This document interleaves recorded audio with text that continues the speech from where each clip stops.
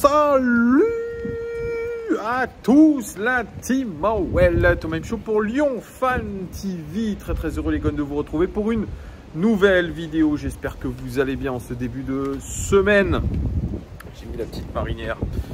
On croirait qu'on est en vacances, mais non. C'est un peu moins chaud du côté de Lyon. Ça c'est pour le petit point météo. Pour le petit point concours aussi, vous pouvez gagner le nouveau maillot extérieur de l'Olympique Lyonnais. Pour ça c'est très simple. Vous allez dans l'onglet communauté de la chaîne. Vous devez être abonné à la chaîne. Mettez un petit like aussi sur le post et commentez autant de fois que vous le voulez. Maximum de commentaires, maximum de chance. Bonne chance à tout le monde. Vidéo un petit peu spéciale, pas de daily mercato. Je crois pas que j'ai vu grand chose passer pour le mercato de l'Olympique Lyonnais. Par contre, il y a eu une information importante, Groupe Eagle Football, parce que maintenant nous sommes une communauté de clubs selon John Textor. Nous avons affronté Molenbeek, qui est un des clubs de la galaxie de John Textor, qui est promu en Jupiler League. Et on les a affrontés ce week-end. On a perdu 1-0 contre une équipe somme toute séduisante de Molenbeek. Pas incroyable, mais en tout cas qui a fièrement défendu son bout de gras contre l'Olympique Lyonnais et qui a gagné.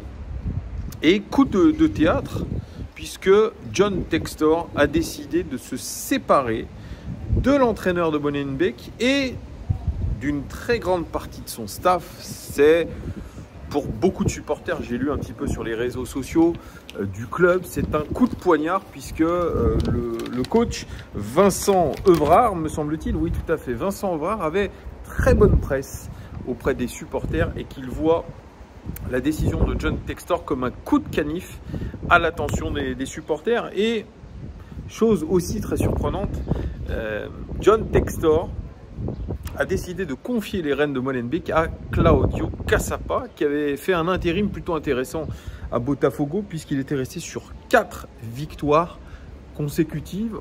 Il était vraiment en intérim en attendant le nouveau coach. Donc là, c'est une décision surprenante. Cassapa, qui était revenu dans le staff, eh bien, il est reparti pour prendre l'intérim. Et il y a eu un communiqué de la part de Molenbeek, et surtout du groupe Eagle, pour justifier un petit peu tout ça. Le club a annoncé la nouvelle ce lundi soir. Le RWDM a décidé de mettre fin au contrat de tous les coachs de l'équipe première, y compris de Vincent Evrard et plusieurs de ses assistants. Le club tient à remercier M. Evrard pour son leadership et son dévouement inébranlable à ses fonctions durant notre 4 réussites historiques de la promotion en Pro League. Alors il dit, Textor, je peux confirmer aujourd'hui que nous avons pris la décision difficile de nous séparer de Vincent et d'un certain nombre de membres de son équipe.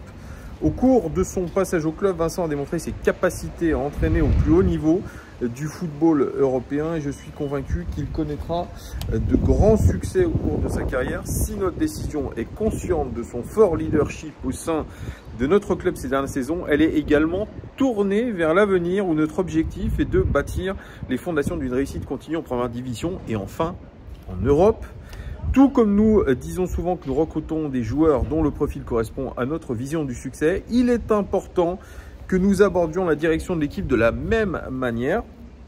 Notre principale conviction est que la collaboration au niveau régional et mondial entre nos clubs et nos communautés est au cœur de notre stratégie compétitive. Notre vision pour Molenbeek est d'accepter pleinement l'idée que l'aide peut venir de partout et que l'établissement de relations au sein de notre famille de clubs aidera Molenbeek à gagner.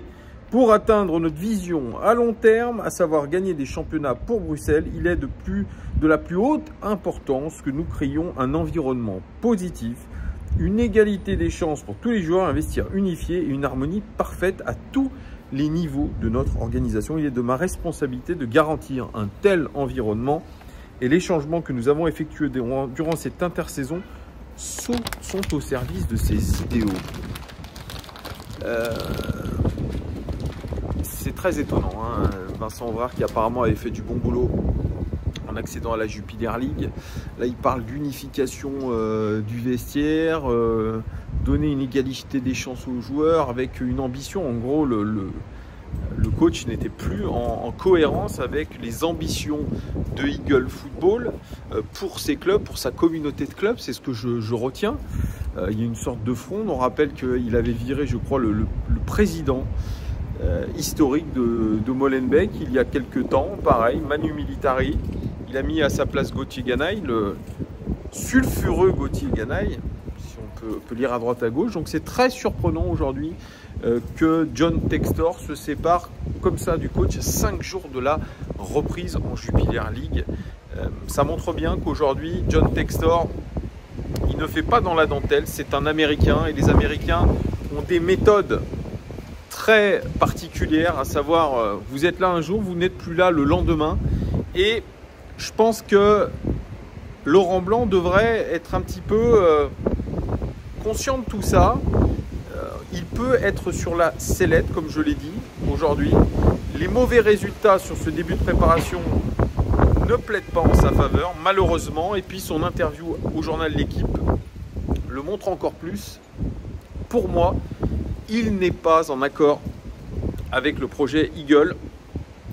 Et sincèrement, quand vous voyez comment certains ont été débarqués de Molenbeek pour, je dirais, 3 fois rien, il ferait mieux de faire très attention, Laurent Blanc. Alors peut-être qu'il n'en a rien à foutre, et je pense qu'il n'en a rien à foutre. Il est protégé par un contrat, un beau contrat, et s'il doit être licencié, il le sera avec des bonnes indemnités de licenciement. Lui qui a récupéré 22 millions avec le Paris Saint-Germain. Donc, je dirais qu'il n'a pas sa langue dans sa poche. Il dit les choses comme il le pense, mais sa pensée, son mode de fonctionnement n'est absolument pas en accord avec l'ambition et les méthodes de Eagle Football et de John Textor. Ça, je vous l'avais fait remarquer dans une vidéo il y a une semaine et bien avant. Et ce que nous avons vu pour l'instant de la préparation, à savoir rien du tout, ne plaide vraiment pas du tout en sa faveur. Là, les joueurs ont 3 jours de congé alors que bon, il faudrait travailler durement. Il nous reste 2 matchs de prépa, mais je vous le dis dans cette vidéo, il n'est pas sûr de rester à l'Olympique Lyonnais au-delà du 31 août. Je vous le dis comme je le pense et je crois très sincèrement que ça va se dérouler comme ça. Direz-vous en commentaire ce que vous en pensez, mais Laurent Blanc, voilà, il est quasiment en mission suicide en disant ce qu'il pense, en n'étant pas du tout raccord avec ce que le club voudrait de lui. Je ne sais pas s'il a eu un rappel à l'ordre encore, mais ça sera intéressant de voir dans les prochaines semaines, sur la fin de préparation, comment cela va se passer. On est encore à 2 semaines et demie de la reprise du championnat et on devra voir ce qui va se passer dans le futur. Deuxième information, les amis, et ça, elle vient de Romain Molina. Alors, vous connaissez, moi, Romain Molina, je ne suis pas fan à 100% du garçon, qui est un relais de communication de beaucoup de personnes dans le football et de clubs. Je suis désolé, il y a énormément de vent à Lyon. On a l'impression d'être sur la côte landaise, ou même en Bretagne, il y a beaucoup de vent. Je suis désolé, ça doit pas être très très agréable dans les oreilles. Mais je suis désolé, je vais essayer de parler quand même sur ce vent qui ne cesse de... Non, je me suis mis à l'abri, je vais encore me mettre un tout petit peu plus à l'abri pour éviter qu'il y ait trop de problèmes dans le micro. Donc, information de Romain Molina, le sulfureux Romain Molina, qui a fait une dernière vidéo un petit peu sur l'influence et les influenceurs dans le monde du football, les influenceurs foot, le rôle des médias dans l'influence autour des clubs, autour des joueurs, autour des entourages. Et il lâche cette bombe. Lui, il l'affirme en tout cas, mais nous on va parler au conditionnel. Jean-Michel Aulas aurait utilisé une agence d'influence qui s'appelle 2017, une agence parisienne, pour, on va dire, casser du sucre sur le dos de John Textor, ou en tout cas détruire un petit peu la réputation de John Textor, lui mettre des bâtons dans les roues, comme la rumeur le voulait il y a quelques temps, notamment avec la DNCG. Romain Molina persiste et signe, il a des informations comme quoi Jean-Michel Aulas utilise une agence d'influence pour arriver à décrédibiliser le nouveau propriétaire de l'Olympique Lyonnais dans le cadre d'une véritable bataille d'influence. Ce qui pouvait être je dirais, considérée comme la théorie du complot, eh bien, se révélerait assez vrai. Parce qu'aujourd'hui, dans le monde du football, je vous en ai déjà parlé par le passé, tout est une question de lutte d'influence. Et aujourd'hui, tous les clubs de football, comme le dit très justement Romain Molina, utilisent des agences pour pouvoir créer de la réputation, rallier des suiveurs à leur cause, essayer de décrédibiliser un tel ou un tel. Moi, je vous avais parlé du fait que j'avais été menacé de mort l'année dernière, que je gère régulièrement des sauces sur Twitter, des armées numériques un petit peu qui se mettent en place pour m'intimider, nous intimider et nous forcer à arrêter la chaîne. Je suis aujourd'hui persuadé que c'est probablement le club à l'époque, Jean-Michel Aulas et consorts, qui avait utilisé des cabinets de communication, des agences d'influence pour créer ces campagnes de déstabilisation. Et ça l'est encore plus aujourd'hui, cette vérité, parce que les langues se délient. On est dans une ère où tout se sait, à un moment ou un autre. Et probablement que Romain Molina a eu cette information par une agence qui s'occupe de l'influence de John Textor. Donc vous voyez, c'est une bataille de clans qui a lieu. Et quand on dit que cette agence aurait contacté des journalistes, des suiveurs de l'Olympique Lyonnais pour pouvoir prêcher pour la paroisse de Jean-Michel Aulas, on peut imaginer par exemple qu'un David Barbet sur les réseaux sociaux, qui n'a rien à voir avec l'Olympique Lyonnais de près ou de loin, serve la soupe depuis plusieurs années sur les réseaux à Jean-Michel Aulas, lui est payé probablement par une agence d'influence pour aller dans le sens de Jean-Michel Aulas. Ça va même peut-être plus loin quand il disait oui, ça peut influencer peut-être la DNCG. Influencer directement, non, mais trouver des intérêts communs, faire un jeu politique pour influencer telle ou telle décision, c'est complètement possible. Voilà, c'est complètement possible et je pense que John Textor le sait. Le truc, c'est que ça, je vous l'avais dit aussi dans une ancienne vidéo, John Textor, son souci, c'est qu'il n'a pas le réseau français et lyonnais que pouvait avoir Jean-Michel Aulas. Et la grosse erreur, je le redis ici, c'est d'avoir gardé tous les directeurs généraux au club. Tous les directeurs généraux qui ont travaillé pour Jean-Michel Aulas sont aujourd'hui des taupes potentiels et des éléments néfastes pour la nouvelle direction. C'est une erreur stratégique majeure d'avoir gardé toute l'équipe dirigeante en place, d'avoir gardé aussi le coach. Quand on veut changer d'air, quand on veut changer quelque chose, on doit changer du sol au plafond, quitte à que ça coûte cher.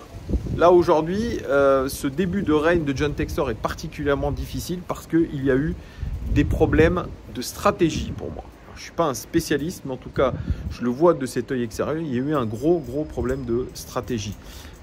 Et pour revenir un petit peu à cette stratégie d'influence qu'aurait utilisé l'agence 2017 pour pouvoir rallier des suiveurs, des influenceurs comme cette chaîne à la cause de Jean-Michel Aulas pour décrédibiliser John Textor, moi je suis en mesure de vous confirmer que je n'ai jamais eu aucune approche de quiconque.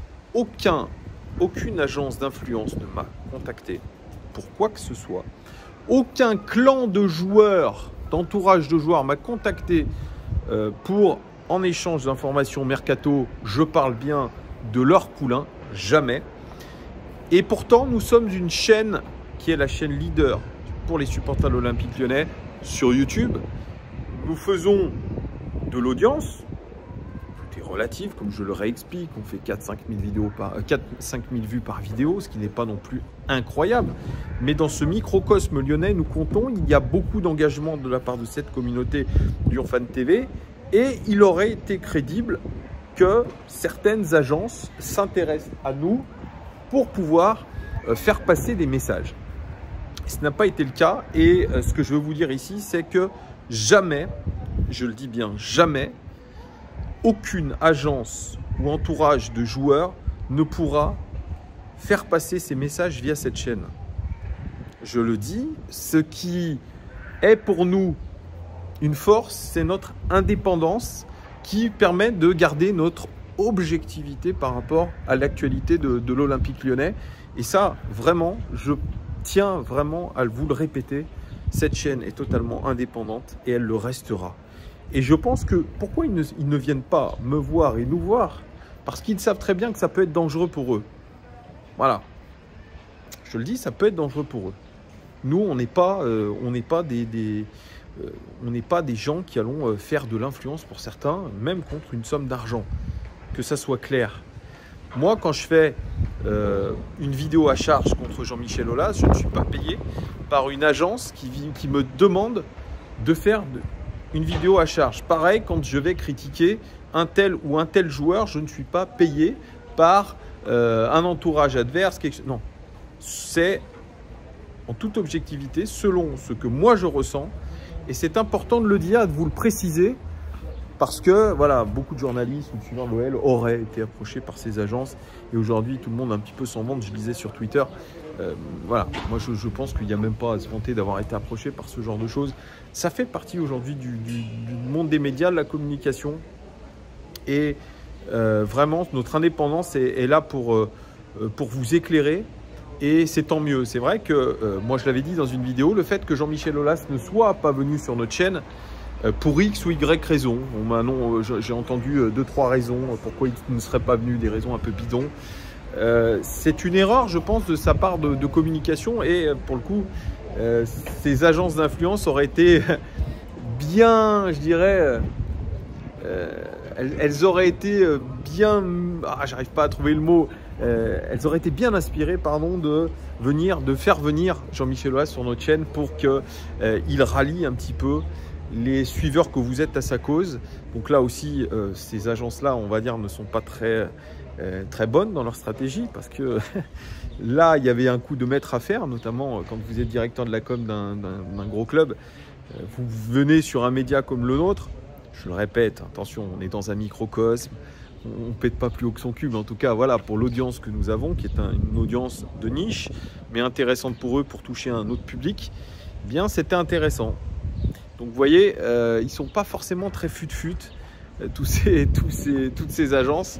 Et tant mieux finalement, moi je suis en train de me dire que c'est très cool au final de ne pas avoir eu Jean-Michel Aulas sur la chaîne. Au moins ça nous permet de rester vraiment neutre et objectif par rapport, pas neutre, non c'est pas le mot, en tout cas objectif et indépendant. Pareil, j'essaie de vous faire venir Santiago Cucci sur la chaîne. Je vois qu'il n'est pas très chaud. Il suit la chaîne, il aime les vidéos, mais il n'est pas très chaud parce qu'on lui a dit...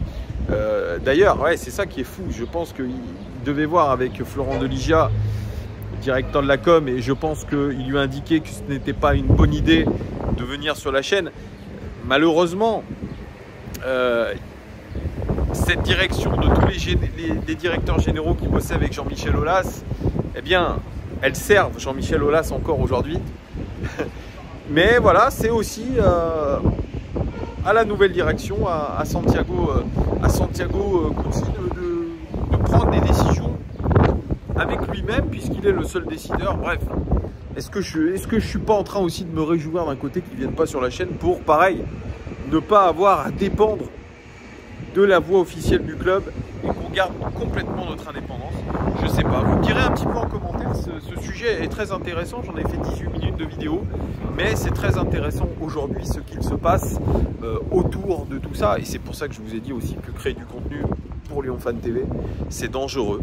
C'est dangereux parce que effectivement vous avez la pression des entourages, et ça c'est compliqué à gérer. Voilà, je ne vais pas m'attarder ou donner des noms, ça ne sert à rien, vous imaginerez par vous-même.